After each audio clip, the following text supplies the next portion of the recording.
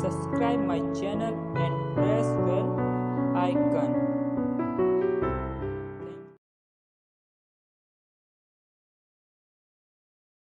इस वीडियो में हम लोग देखेंगे क्लास 7th साइंस की बुक का चैप्टर 1 न्यूट्रिशन इन प्लांट्स का सेकेंड पार्ट। हम लोग फर्स्ट पार्ट में ये सारा का सारा कवर कर चुके हैं, ऑटोट्रॉप, हेटरोट्रॉप, मोड ऑफ न्यूट्रिशन, फिर सेल मेम्ब्रेन, न्यूक्लियस, साइटोप्लाज्म, सारी की सारी चीज़ें हम लोग देख चुके हैं, फोटोसिंथेसिस वगैरह।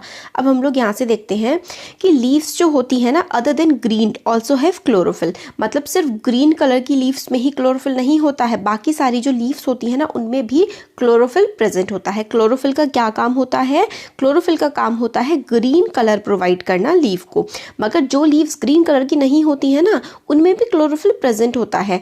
मगर बाकी सारे जो कलर्स होते हैं ना, large amount of red, brown और अदर कलर के जो पिगमेंट्स होते हैं ना, वो क्या करते हैं? ग्रीन कलर को छुपा देते हैं। मगर जो है क्लोरोफिल हर लीफ में ज़्यादातर प्रेजेंट होता है। तो फोटोसिंथेसिस किसकी वजह से होता है? क्लोरोफिल की वजह से होता है ना। तो आप लोगों ने देखे होंगे पॉन्ड्स वगैरह, कहीं आप गांव में गए हो या किसी जहाँ पे भी आप रहते हैं, आपने वहाँ पे तालाब वगैरह देखे होंगे जहाँ पे रुका हुआ पानी होता है। स्टेगनेंट का मतलब होता है रुका हुआ। तो जहाँ पर जिन वाटर बॉडीज़ का मतलब हो गया जैसे कि जिस भी चीज़ में पानी है, नेचुरल चीज़ में, जैसे कि लेक हो गया, पॉन्ड हो गया, है ना। तो वहाँ पे जहाँ पे रुका हुआ पानी होता है तो आप लोग एक एल्गी की ग्रोथ देखते हो। एल्गी क्या होता है? आप देखते हो कि काई जैसी जम जाती है, मतलब पानी क्या हो जाता है? हरा हरा या फिर रेड इस टाइप का हो जाता है, तो वो चीज़ एल्गी होती है।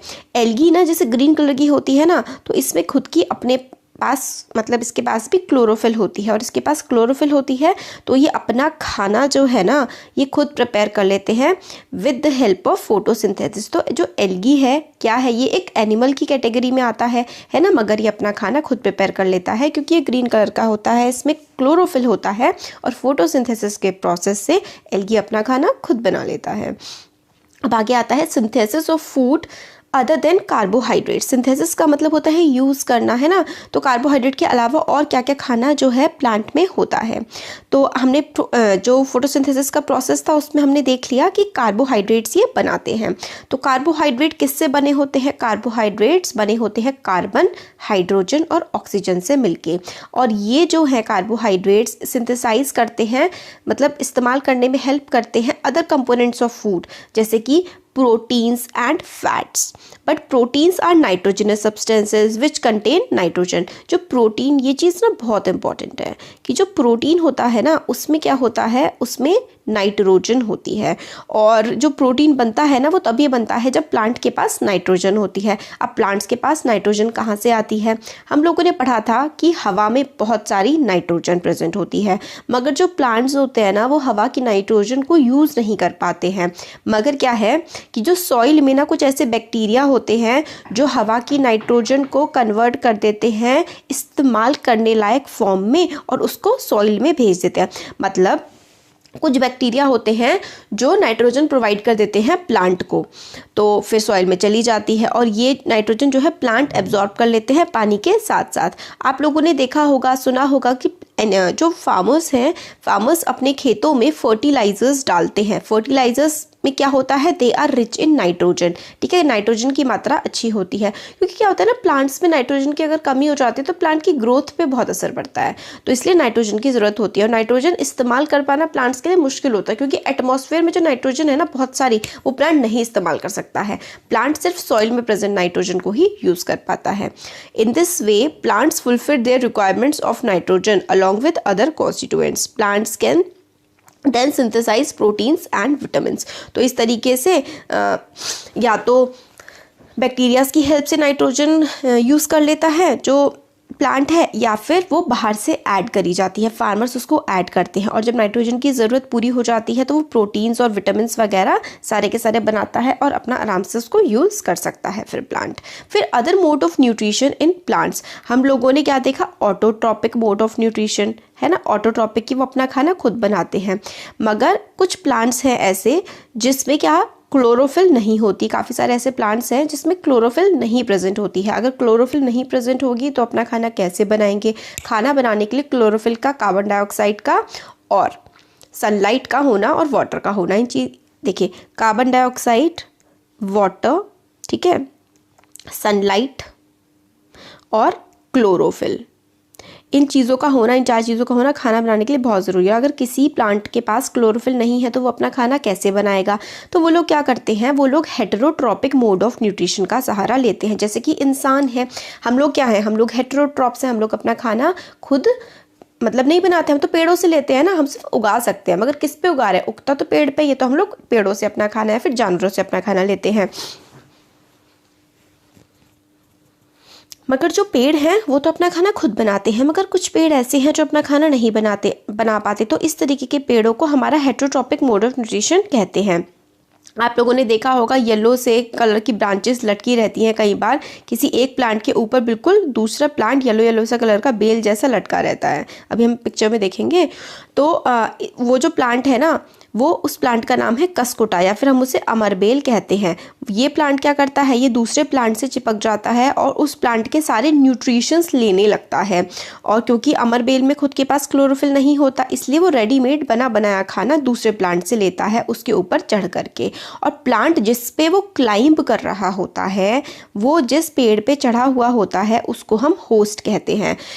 और क्योंकि ये अपने होस्ट को बहुत ही इंपॉर्टेंट वैल्यूएबल न्यूट्रिएंट से डिप्राइव कर देता है, क्योंकि वो उसके न्यूट्रिएंट्स खुद ले लेता है सारे के सारे, इसलिए हम इसको क्या बोलते हैं, इस तरीके के प्लांट को हम लोग बोलते हैं वैल्यूएबल न्यूट्रिएंट्स से मतलब ले लेता है। तो कसकोटा को हम लोग क्या कहते हैं कि वो एक पैरासाइट है। तो इस तरीके का प्लांट जो अपने होस्ट पे, किसी दूसरे प्लांट पे एक तरीके से लटक जाता है और उसके न्यूट्रिएंट्स लेने लगता है, तो हम उसे पैरासाइट कहते हैं। ये देखिए, ये तो ग्रीन कलर का प्लांट है, येलो जो दिख रहा है ना, ये कसकोटा चिपका पड़ा है प्लांट पे। तो ये चीज़ बहुत ज़्यादा इंपॉर्टेंट है कि आप पैरासाइट्स का एग्जाम्पल देना है कि पैरासाइट का क्या एग्जाम्पल है। तो पैरासाइट का एग्जाम्पल है कसकोटा। और पैरासाइट क्या करते हैं, they take nutrient from other plants. फिर आगे आता है, आप लोगों ने सुना होगा ऐसे प्लांट्स के बारे में जो एनिमल्स खाते हैं। ऐसे प्लांट्स के बारे में क्या आपने सुना है कि कुछ ऐसे पेड़ होते हैं जो दूसरे जानवरों को खाते हैं। तो इस तरीके के पेड़ जो होते हैं वो भले ही उसमें ग्रीन कलर हो, मगर उनकी सारी की सारी न्यूट्रिशनल रिक्वायरमेंट्स पूरी नहीं होती हैं, इसलिए वो दूसरे जानवरों को, मेनली कीड़े मकोड़ों को खाते हैं। तो इसका एग्जाम्पल है पिक्चर प्लांट, क्योंकि वो पिक्चर जैसा दिखता है, घड़े जैसा दिखता है, जग जैसा दिखता है, इसलिए उसको पिक्चर प्लांट बोलते हैं। ये देखिए, ये पिक्चर में हमें दिखा रखा है, ये है पिक्चर प्लांट। ये अपना खाना वैसे थोड़ा बहुत तो बना लेता है, बट क्या करता है, इसकी न्यूट्रिएंट्स रिक्वायरमेंट पूरी नहीं होती ना। तो ये देखिए, ऐसे जग जैसा होता है इसका मुंह, ठीक है, ये ऐसा करके होता है। वैसे तो इसके ऊपर ना लिड होती है, लिड का मतलब होता है कोई भी ढकने की चीज़, तो ये ढका रहता है। बट जैसे ही इंसेक्ट आता है ना इसके पास कोई कीड़ा आता है, ये अपनी लिड खोलता है, अपना मुंह खोलता है और कीड़े को अपने अंदर ले लेता है और अपना मुंह फिर बंद कर लेता है। फिर क्या करता है ये, फिर उस कीड़े में से जो है न्यूट्रिएंट्स वगैरह ये सारे के सारे निकाल लेता है, अपने अंदर ले लेता है। फिर इंसेक्ट पिक्चर प्लांट में जब आ जाता है, ट्रैप कर लेता है। इसके अंदर ना कुछ बाल जैसे होते हैं, तो उसके अंदर कीड़ा वगैरह, इंसेक्ट जो भी होता है वो फंस जाता है, फिर अपनी लिड क्लोज कर देता है और इंसेक्ट उसमें फंसा रह जाता है। फिर इंसेक्ट में से डाइजेस्टिव जूसेस जो है वो निकाल लेता है और अपना उसको खा लेता है। तो इंसेक्ट ईटिंग प्लांट को हम लोग इंसेक्टिवोरस प्लांट कहते हैं। तो एग्जाम्पल क्या हो गया इंसेक्टिवोरस प्लांट का, तो इंसेक्टिवोरस प्लांट जो है ना वो क्या हो गया हमारा पिक्चर प्लांट, ये इंसेक्ट खाता है, ठीक है।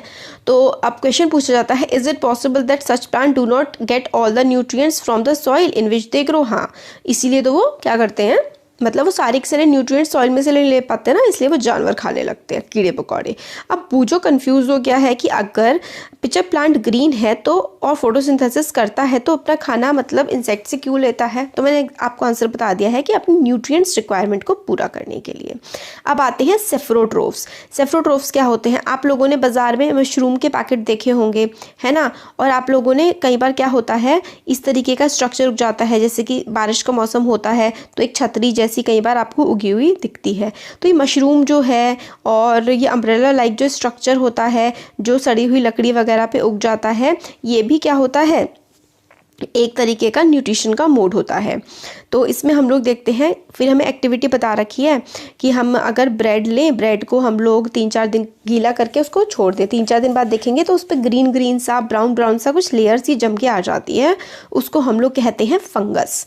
तो इस तरीके का ऑर्गेनिज्म ये जो हमें ब्रेड पे दिख रहा है ना, ये देखिए ग्रीन ग्रीन सा, और हम माइक्रोस्कोप से देखेंगे तो ऐसा दिखेगा, इसको हम लोग बोलते हैं fungus.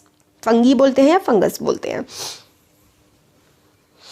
They have different mode of nutrition, इनका अलग टाइप का मोड ऑफ न्यूट्रिशन होता है। ये क्या करते हैं, they absorb nutrients from the bread, मतलब ब्रेड में से न्यूट्रिएंट अब्जॉर्ब कर रहे हैं। तो this mode of nutrition in which organism take in nutrients from dead and decaying matter is called saprotrophic nutrition. तो सेफ्रोट्रोफ क्या होते हैं कि मतलब कोई चीज़ सड़ जाती है या कोई जानवर मर जाता है, तो उस जो कोई चीज़ सड़ गई, कोई जानवर मर गया, उसमें से अगर ये डेड एंड डिकेइंग मैटर, मतलब जो चीज़ डेड हो चुकी है, डिके हो चुकी है, उससे अगर कोई जानवर अपना न्यूट्रिशन ले रहा है, अपना खाना ले रहा है, तो वो होता है सेफ्रोट्रोफिक मोड ऑफ न्यूट्रिशन। और इस तरीके के ऑर्गेनिजम्स को, such organisms with saprotrophic mode of nutrition are called saprotrophs. और इस तरीके के ऑर्गेनिजम्स जो दूसरों से खाना लेते हैं, इस तरीके के ऑर्गेनिजम्स को हम लोग सेफ्रोट्रोफ्स बोलते हैं।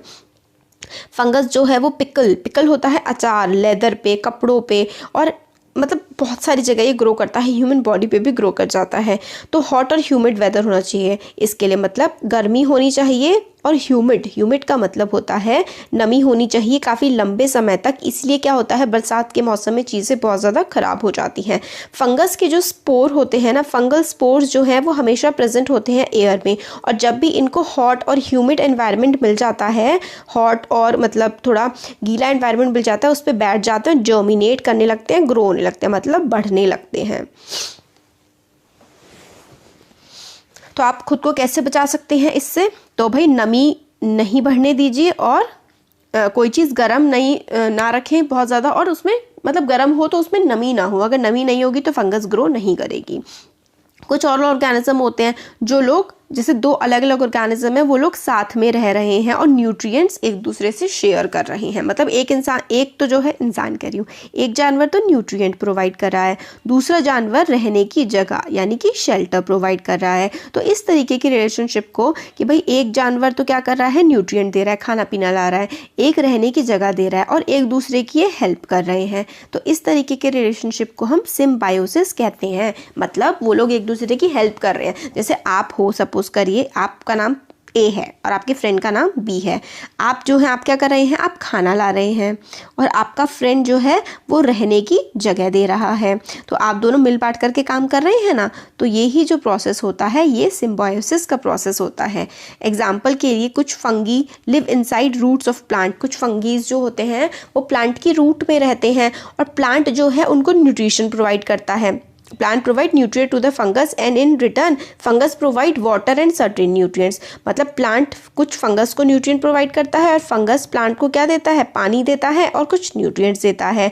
कुछ ऑर्गेनिजम्स जिनको हम लाइकेंस बोलते हैं, अ chlorophyll containing partner which is an algae. मतलब एक क्या होता है, एक होता है अलगा, ये है सिम्बायोसिस का एग्जाम्पल है। एक अलगा होता है और दूसरा क्या होता है, फंगस। एक अलगा होता है, एक फंगस होता है, ये दोनों साथ में रहते हैं। तो फंगस क्या करता है, शेल्टर देता है, रहने की जगह देता है, पानी देता है और मिनरल्स देता है अलगा को। फंगस जो है क्या देता है, शेल्टर देता है, वाटर देता है, मिनरल्स देता है, और इन रिटर्न में alga prepare and provide food to the fungus.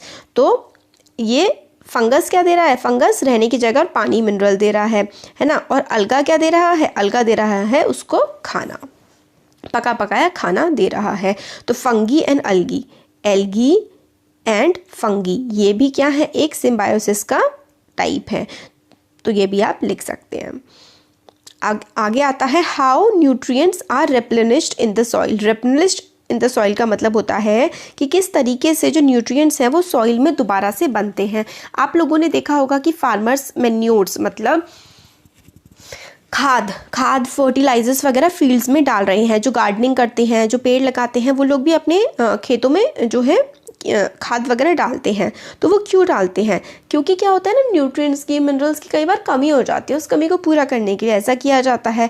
हमने पढ़ा था पहले भी कि प्लांट्स जो है मिनरल्स, न्यूट्रिएंट्स सॉइल से एब्जॉर्ब कर लेते हैं, तो उनके amount, so their amount in the soil keep on declining. मतलब प्लांट जो है वो मिनरल न्यूट्रिएंट लेते रहते हैं सॉइल से, तो अब लेते रहेंगे तो कम हो जाएगी। इसलिए फर्टिलाइजर्स और मैन्योर्स जो कि न्यूट्रिएंट्स उसमें होते हैं, जैसे कि नाइट्रोजन, पोटेशियम, फॉस्फोरस, नाइट्रोजन हो गई, पोटेशियम हो गया, फॉस्फोरस हो गया, इस तरीके का यूरिया बना करके खाद की फॉर्म में डाला जाता है, ताकि जो है सॉइल को न्यूट्रिएंट्स प्रोवाइड करे जाएं।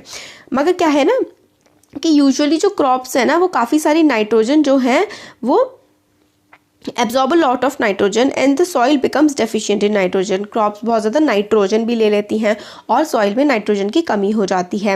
वैसे तो हवा में प्लेंटी है, मतलब बहुत सारी नाइट्रोजन है, मगर हमने पहले भी देखा था कि प्लांट्स नाइट्रोजन हवा वाली यूज़ नहीं कर पाते हैं। कार्बन डाइऑक्साइड तो कर लेते हैं मगर हवा की नाइट्रोजन नहीं कर पाते, वो सॉइल में से ही नाइट्रोजन ले पाते हैं। इसलिए कुछ बैक्टीरिया होते हैं जैसे कि राइजोबियम बैक्टीरिया, वो एटमॉस्फेयर में से, मतलब बैक्टीरिया लेते हैं एटमॉस्फेयर से नाइट्रोजन, सॉइल में पहुंचाते हैं और सॉइल से कौन ले लेता है, प्लांट ले लेते हैं। मगर राइजोबियम जो है ना वो अपना खाना खुद नहीं बना पाते, इसलिए वो कहाँ पर रहते हैं, वो ऐसी रूट्स में रहते हैं जैसे कि ग्राम, पीज, मूंग वगैरह, जो दालें होती हैं ना, दालें, ग्राम, पीज, मूंग, ठीक है, और बाकी leguminous plants and provides them with nitrogen. Leguminous plants होते हैं, जैसे मेनली जो दालों के प्लांट्स होते हैं ना वही लेग्यूम्स होते हैं। लेग्यूमिनस प्लांट्स में ये राइजोबियम बैक्टीरिया रहता है क्योंकि उनको रहने की जगह मिल जाती है, और इन रिटर्न लेग्यूमिनस बैक्टीरिया को मतलब बैक्टीरिया जो है ये लेग्यूम जो है इसको रहने की जगह मिल गई और प्लांट को इससे नाइट्रोजन मिल गई। तो देखिए इनकी भी रिलेशनशिप कैसी हो गई, इनकी भी जो रिलेशनशिप है वो सिम्बायोटिक रिलेशनशिप हो गई है, क्योंकि जो लेग्यूम है वो प्लांट में रहने की जगह मिल रही है लेग्यूम को, है ना, और प्लांट को इससे क्या मिल रहा है, प्लांट से इसको नाइट्रोजन मिल रही है, तो इसलिए ये रिलेशनशिप सिम्बायोटिक रिलेशनशिप हो गई। और ये जो एसोसिएशन है ये काफ़ी इम्पोर्टेंस का है फार्मर्स के लिए, क्योंकि अगर फार्मर अपने खेतों में जो दालें लगाते हैं ना, मूंग, तूर वगैरह, तो इससे इन लोगों को ना फर्टिलाइज़र, नाइट्रोजन वाले फर्टिलाइज़र डालने की ज़रूरत नहीं पड़ती है, क्योंकि जो लेग्यूमिनस प्लांट्स होते हैं ना उसमें नाइट्रोजन खुद ही वो आराम से एब्जॉर्ब हो जाता है। तो लेग्यूमिनस प्लांट्स से नाइट्रोजन बहुत ही अच्छी तरीके से सॉइल में चली जाती है। तो इस चैप्टर में हम लोगों ने क्या क्या पढ़ा, इस चैप्टर में हम लोगों ने ऑटोट्रॉप्स के बारे में पढ़ा, मतलब जो अपना खाना खुद बनाते हैं। कुछ प्लांट्स जो कि पैरासाइट होते हैं और सेफ्रोट्रोफ होते हैं। पैरासाइट्स हम लोगों ने क्या देखा था कि जो जैसे कि कसकुटा हो गया, कसकुटा क्या करता है, दूसरे के उस पर प्लांट पे दूसरे पे चिपक जाता है और उससे न्यूट्रिएंट लेने लगता है। सेफ्रोट्रोफ्स जो होते हैं वो डेड एंड डिकेइंग, मतलब डेड जो प्लांट हो चुका होता है उसमें से डेड एंड डिकेइंग प्लांट या फिर एनिमल उससे अपना न्यूट्रिएंट लेते हैं, जैसे कि हमारा एग्जांपल हो गया फंगस, ब्रेड पे लग जाता है ना। They derive nutrition from other animals. All animals are categorised as heterotrophs. सारे के सारे एनिमल्स जो होते हैं वो हेटेरोट्रोप्स होते हैं, है ना। क्या कुछ प्लांट भी हेटेरोट्रोप्स हो सकते हैं, तो हम लोगों ने देखा था पिचर प्लांट जो है वो कीड़े खाता है, तो वो पार्शियली हेटेरोट्रोप है। तो हम लोगों ने पूरा आप इसका चैप्टर देख लिया है। कैसा लगा वीडियो ज़रूर बताइएगा, अच्छा लगा तो लाइक करिए, चैनल को सब्सक्राइब करिए, फ्रेंड्स के साथ भी शेयर करिए। Thank you.